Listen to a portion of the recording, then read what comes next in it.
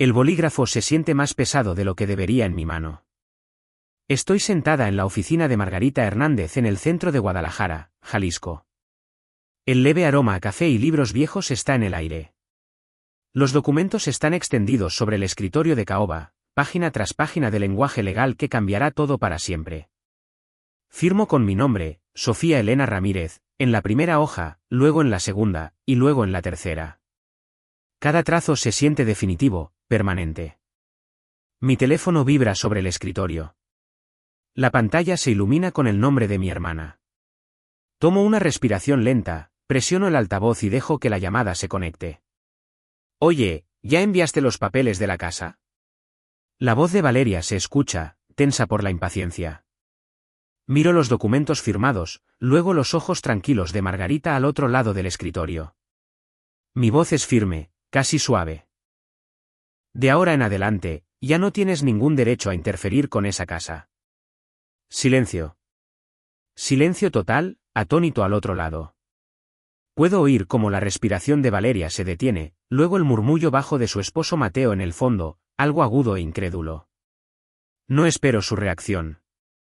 Termino la llamada, pongo el teléfono boca abajo y deslizo la última página hacia Margarita para su firma como testigo. Hola a todos. Por favor, díganos desde dónde nos están viendo y qué hora es ahora mismo. Probablemente nunca imaginaron que su propia familia los trataría como si fueran de mala suerte en el día más importante de sus vidas. Yo tampoco lo imaginé, hasta el día de la boda de mi hermana cuando me miraron, a una madre soltera que acababa de perder a su esposo, y me dijeron que me fuera porque estaba trayendo mala suerte. A la mañana siguiente, llamaron, pidiendo lo único que mis abuelos me habían dejado solo a mí, la casa. ¿Qué harían si las personas que más aman se volcaran contra ustedes de esa manera? Comenten abajo. Díganme desde dónde están viendo, qué hora es, y ¿hubieran hecho lo que yo hice? Leo cada uno de los comentarios. Hace unas semanas, me desperté antes del amanecer para prepararme para la boda de mi hermana Valeria. Había conducido 3 horas la noche anterior desde mi tranquilo fraccionamiento a las afueras de Guadalajara hasta San Miguel de Allende, donde era el lugar del evento, para poder estar allí temprano y ayudar con lo que necesitaran. Me puse el vestido azul marino que había comprado especialmente para ese día. A la altura de la rodilla, simple pero elegante, el tipo de cosa que pensé que encajaría con el ambiente formal que Valeria quería. Me costó 4.000 pesos que realmente no podía permitirme, pero quería lucir bien para ella. En mi bolso había un sobre con 300.000 pesos. Cada turno extra que había tomado en el hospital durante el último año. Cada noche que había llegado a casa agotada de la sala de emergencias. Cada mañana que me arrastraba fuera de la cama para seguir adelante. Lo había ahorrado todo para dárselo a Valeria como regalo de bodas. También tenía una pequeña caja de terciopelo con un collar y aretes de plata que había elegido yo misma. Algo delicado, algo que pensé que le encantaría. Llegué al lugar del evento alrededor de las 8 de la mañana. El lugar era hermoso, un gran salón de una hacienda histórica con ventanas altas, flores blancas por todas partes y personal corriendo de un lado a otro preparando las mesas. Encontré a la suegra de Valeria y me ofrecía ayudar con los centros de mesa. Ella sonrió y me dio las gracias, y por un momento, todo se sintió normal. Arreglé rosas, até cintas, conversé con primos lejanos que no había visto en años. La gente no dejaba de decirme lo bonita que me veía, lo orgullosa que debía estar de mi hermana pequeña. Yo sonreía y asentía, sintiendo un cálido sosiego en mi interior. Para cuando comenzó la ceremonia, yo estaba de pie cerca de la parte de atrás, sosteniendo un pequeño ramo que Valeria me había pedido que llevara. Cuando caminó por el pasillo con su vestido de encaje blanco, sentí que las lágrimas asomaban a mis ojos. Se veía radiante. Mateo estaba de pie en el altar con una amplia sonrisa, y recuerdo haber pensado en lo afortunada que era por haber encontrado a alguien que la miraba de esa manera. Los votos fueron dulces, el beso fue perfecto y todos aplaudieron y vitorearon. Yo también aplaudí, más fuerte que nadie, con el corazón lleno. Después de la ceremonia, nos trasladamos al salón de la recepción. Encontré un lugar cerca de la mesa de postres, sosteniendo una copa de champaña, viendo a Valeria bailar con Mateo, riendo de la forma en que siempre lo hacía cuando era verdaderamente feliz. Planeaba darle el sobre y las joyas durante un momento tranquilo. Tal vez cuando viniera a abrazarme o más tarde cuando la música se calmara. Quería decirle lo orgullosa que estaba, cuánto la amaba, cuánto le habría encantado a Javier verla así. Entonces vi a Valeria caminando hacia mí. Su sonrisa había desaparecido. Su rostro estaba sonrojado, sus ojos duros. Se detuvo a unos metros de distancia y habló lo suficientemente alto como para que la gente cercana la oyera. Vete ahora mismo. Mateo no te quiere aquí. Me quedé helada. La copa de champaña se sentía resbaladiza en mi mano. Pensé que había oído mal. ¿Qué? Logré decir, con voz débil. La mandíbula de Valeria se tensó. ¿Me oíste? Tienes que irte. Estás arruinando todo. Detrás de ella, nuestros padres estaban a unos pasos de distancia. Mamá tenía los brazos cruzados, sus labios apretados en una línea delgada. Papá parecía incómodo pero no dijo nada. Mamá habló a continuación, su voz aguda y fría. Una madre soltera como tú no debería traer mala suerte a la boda de tu hermana. Simplemente vete. Las palabras me golpearon como una bofetada. La música seguía sonando. La gente seguía riendo y bailando, pero todo a mi alrededor pareció desvanecerse. Podía sentir los ojos volviéndose hacia nosotros. Los susurros comenzando. Mi cara ardía. Miré a Valeria, mi hermana pequeña, la que había ayudado a criar cuando mamá trabajaba hasta tarde. La que había llevado a clases de baile. Con la que me había quedado despierta cuando tuvo su primer desamor. Y ahora me estaba diciendo que me fuera porque era de mala suerte. No discutí. No levanté la voz. Solo asentí una vez, dejé mi copa de champaña en la mesa más cercana, tomé mi bolso y salí. Mis tacones resonaban en el suelo de mármol, ruidosos en mis oídos. Pasé junto a mesas de invitados sonrientes, junto al fotógrafo que parecía confundido, junto a la niña de las flores que me miraba fijamente. Nadie dijo una palabra. Empujé las puertas dobles hacia el brillante sol de la tarde y seguí caminando hacia mi coche. No lloré hasta que estuve adentro, con el motor en marcha, el aire acondicionado lanzando aire frío contra mi cara. Me senté allí durante un largo minuto, mirando el lugar del evento a través del parabrisas, el hermoso edificio con hiedra en las paredes, las risas que se escapaban por las ventanas. Adentro, mi hermana celebraba su nueva vida, y yo estaba sola en el estacionamiento, todavía sosteniendo el sobre con 300.000 pesos y las joyas de plata que nunca podría darle. La autopista se extendía oscura y vacía delante de mí mientras conducía de regreso desde San Miguel de Allende. Los faros cortaban la noche, iluminando hileras de altos pirules a lo largo del arcén. La radio permaneció apagada. Todo lo que podía oír era el zumbido constante del motor y mi propia respiración irregular. A mitad de camino a casa, me detuve en el arcén, apagué las luces y simplemente me quedé allí. Mis manos temblaban en el volante. Las lágrimas llegaron entonces, calientes y rápidas, del tipo que hace que te duela el pecho. Pensé en Javier, en cómo había muerto hacía 2 años en ese choque múltiple en la autopista 80D. En cómo había recibido la llamada a las 3 de la mañana.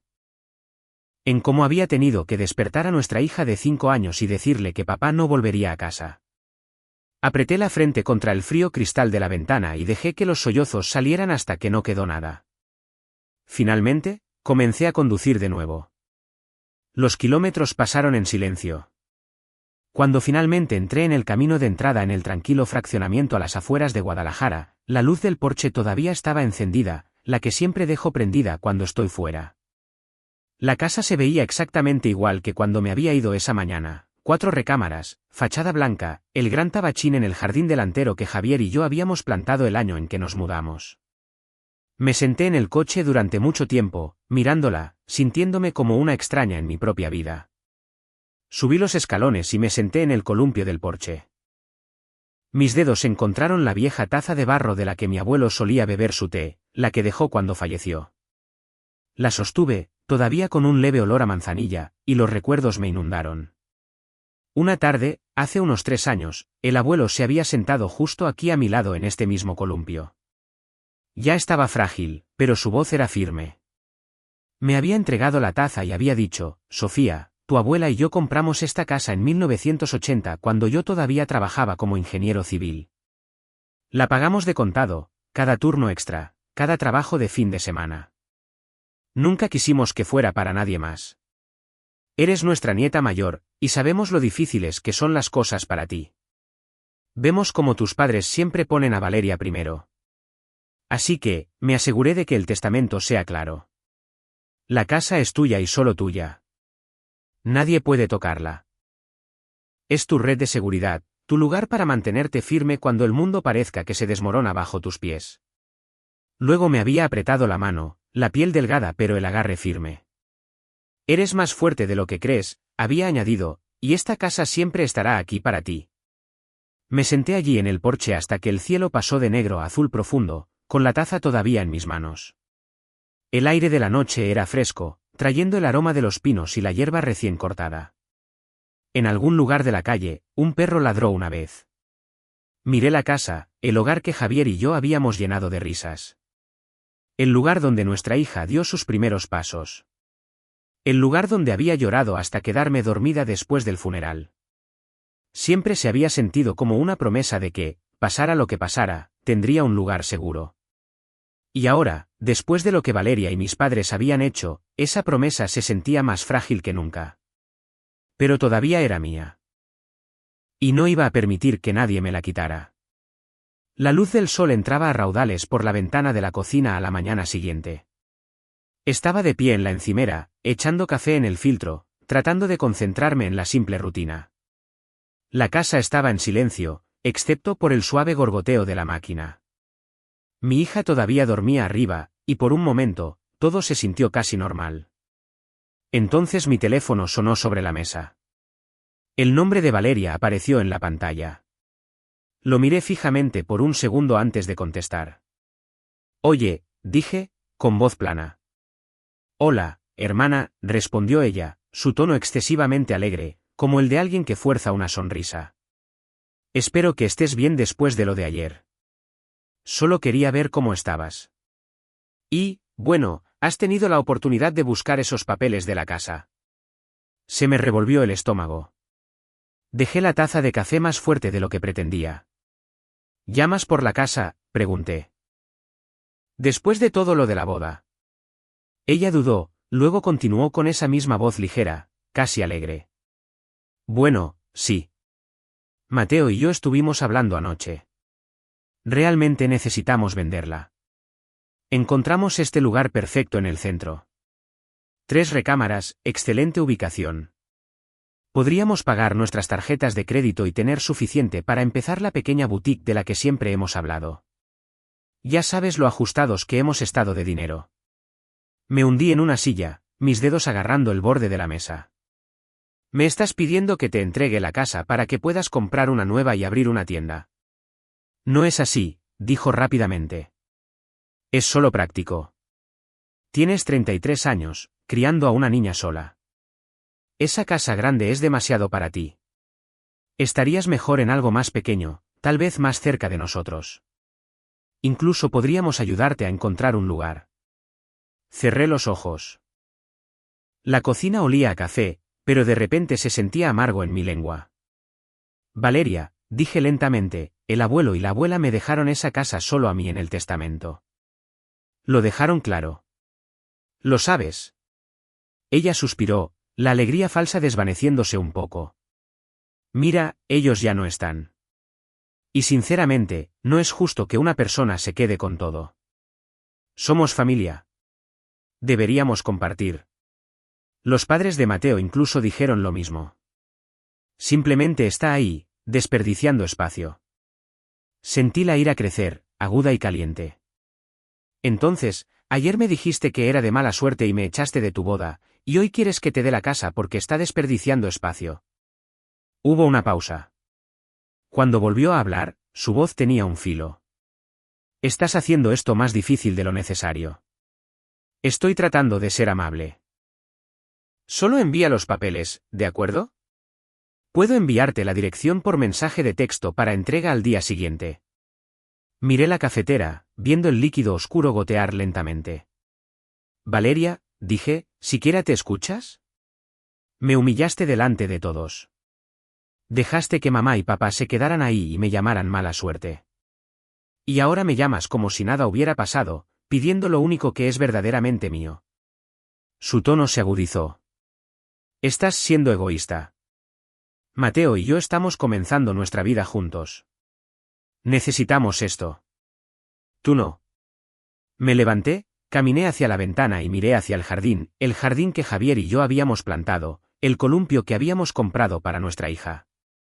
No voy a enviar nada, le dije. Ella se rió, una risa corta e incrédula. ¿Hablas en serio? ¿Después de todo lo que hemos hecho por ti? Mamá y papá van a estar muy decepcionados.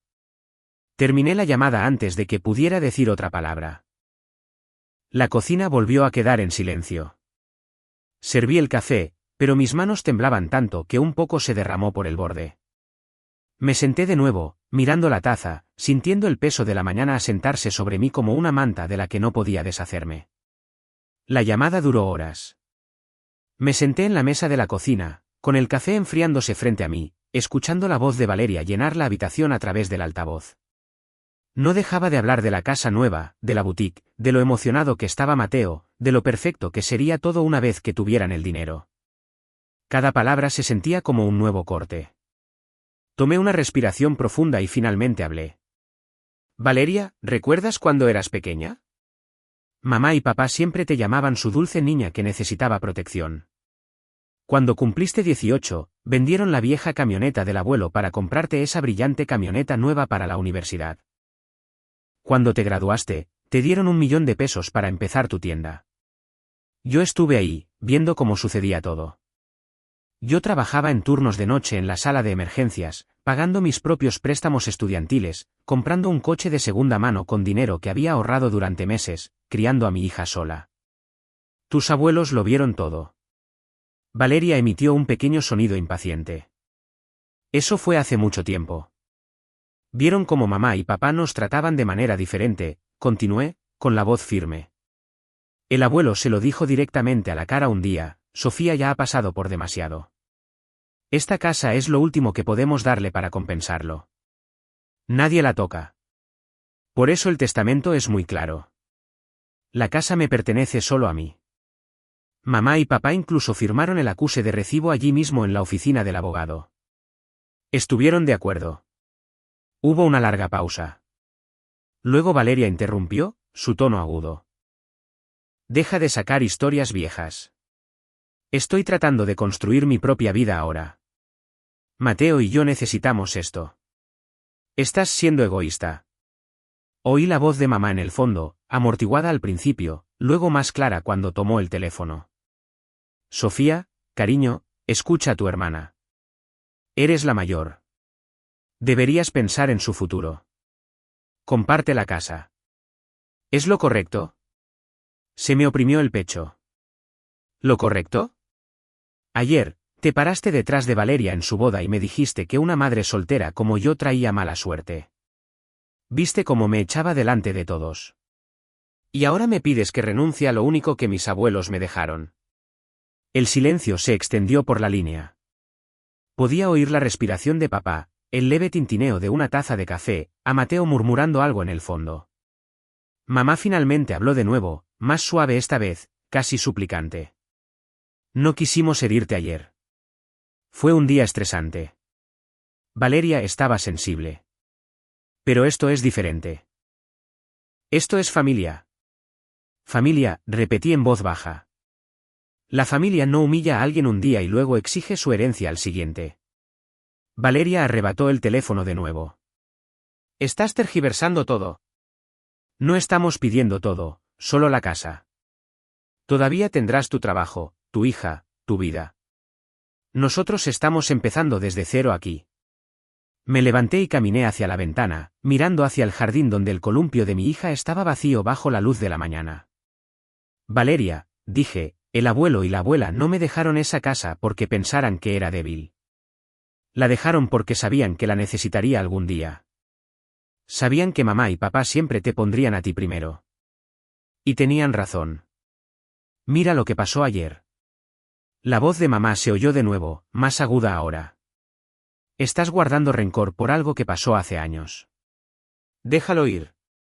Haz esto por tu hermana. Sentí la ira crecer, firme y fría. No estoy guardando rencor, dije. Estoy protegiendo lo que me fue dado. Todos ustedes tomaron su decisión ayer. Ahora yo tomo la mía. La voz de Valeria se quebró por la frustración. Eres increíble. Prefieres quedarte con una casa grande y vacía que ayudar a tu propia familia. No está vacía, respondí. Es mi hogar, y así seguirá siendo. Terminé la llamada. La cocina volvió a quedar en silencio, solo con el suave tic-tac del reloj en la pared. Miré el teléfono en mi mano, con el corazón latiendo con fuerza, y me di cuenta de que algo había cambiado dentro de mí. El dolor seguía ahí, crudo y profundo, pero debajo había algo más duro, algo definitivo. No iba a dejar que me quitaran nada más. Conduje directamente a la oficina de Margarita Hernández en el centro de Guadalajara esa tarde.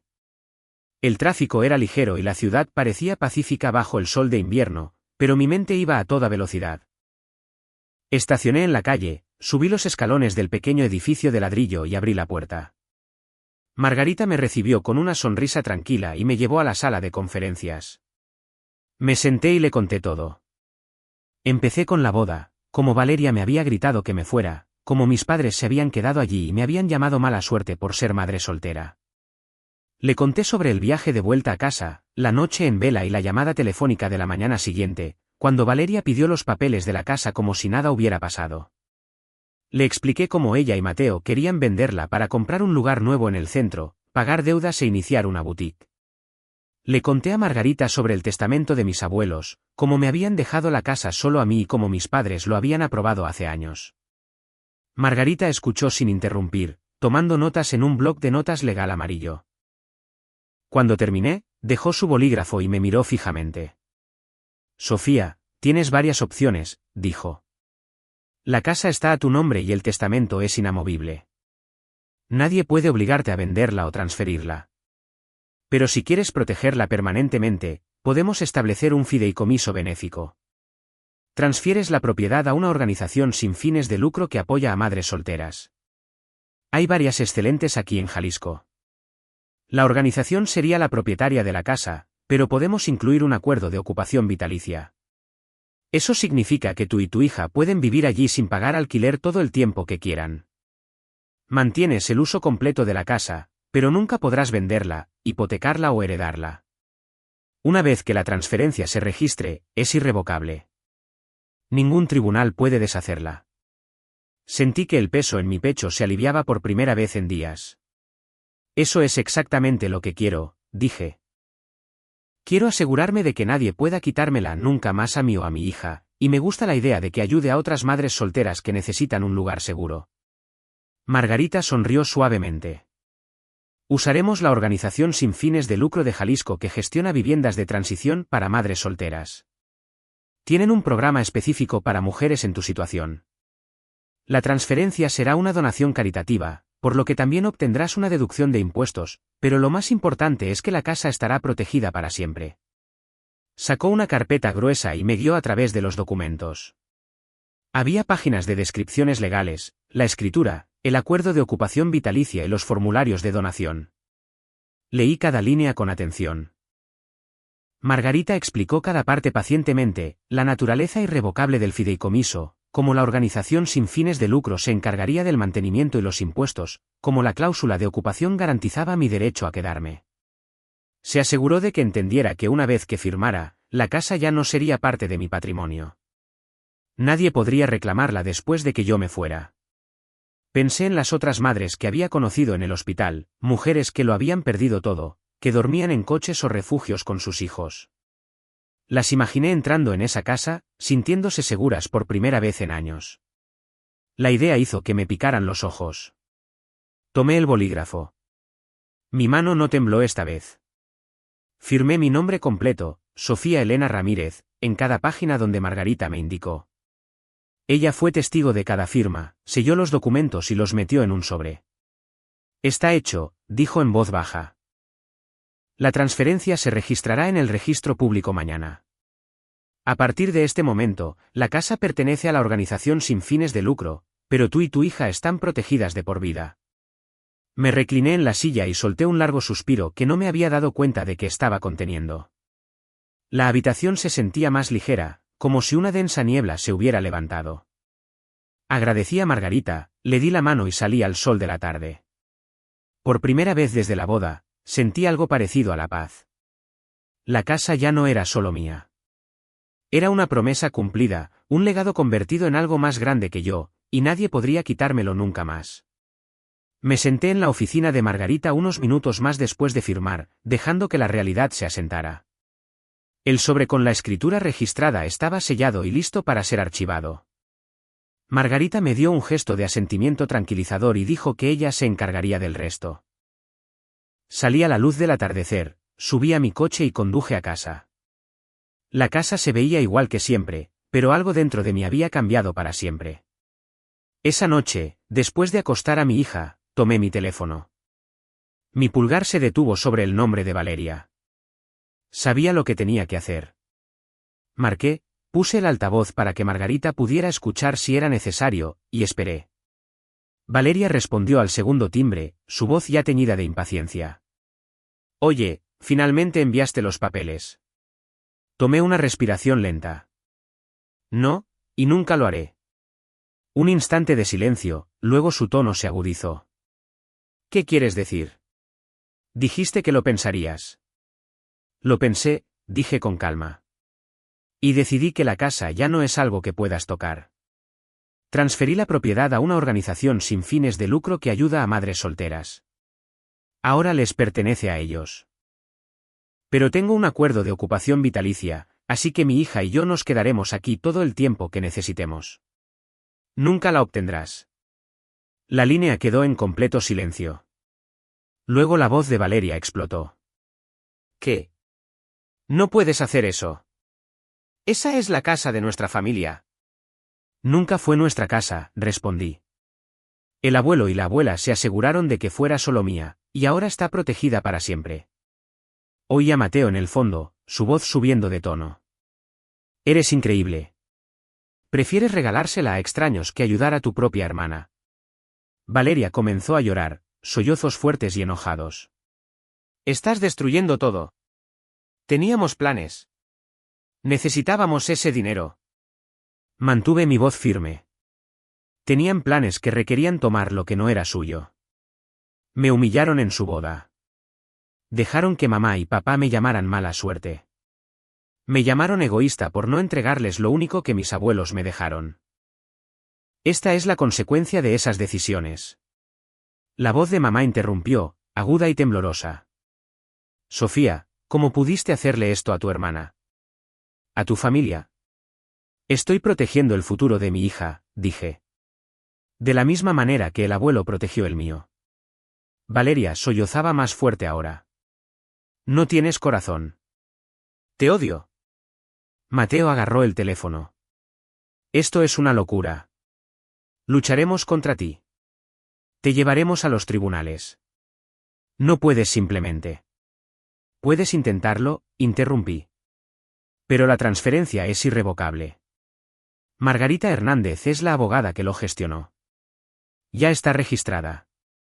No hay nada que puedan hacer. La línea se volvió caótica.